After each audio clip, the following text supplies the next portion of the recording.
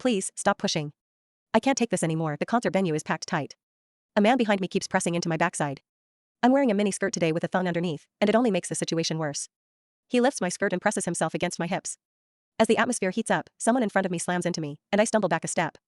My body stiffens as I feel like something just slid inside me. My name was Mandy Cox, and I was a die-hard fangirl. I wanted a celebrity to notice me, so I dressed for attention. I wore heavy makeup and made sure nothing about me went unnoticed. My low-cut top revealed a wide stretch of skin, and my chest bounced with every step.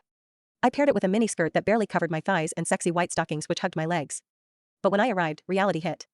The concert venue was packed so tightly I couldn't move, and the crowd swallowed me whole. The celebrity was never going to notice me. I craned my neck and shouted, "Darling, take me." I never imagined that line would draw the wrong kind of attention.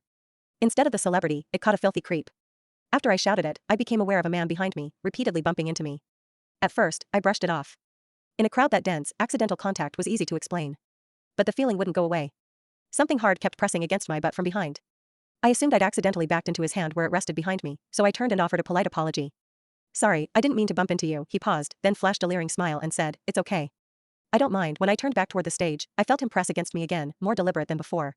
I kept my attention on the celebrity on stage and shut him out. The man became increasingly brazen, pulling up my skirt and pressing close against my backside. I had only a thong on underneath, which left my butt exposed. I felt his touch directly against my skin and assumed it was his finger. Only then did I realize something was wrong. The pressure was warm and solid in a way a finger could never be. My mind lurched as the truth hit me.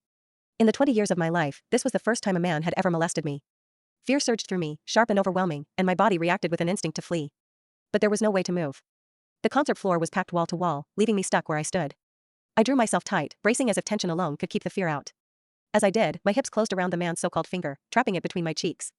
An unfamiliar sensation followed, and warmth rose to my face. What confused me was that I didn't recoil from it. There was a muted comfort to it, and against my will, it sparked a faint sense of expectation. The man behind me seemed to take it as a signal.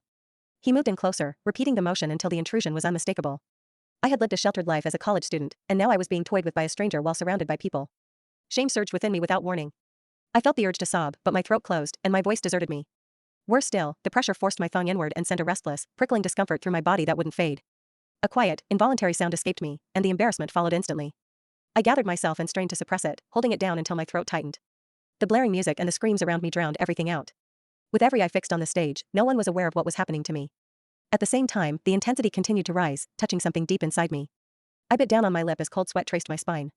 My awareness was tipping back and forth between humiliation and a pleasure I couldn't bring myself to name. I knew I couldn't take it anymore if it continued. So, I turned sharply to face the man behind me. "Please, stop pushing. I can't take this anymore." When I finished speaking, the man leaned toward me and whispered in my ear, "Is it exciting, the way I'm pushing against you?" The shame was overwhelming.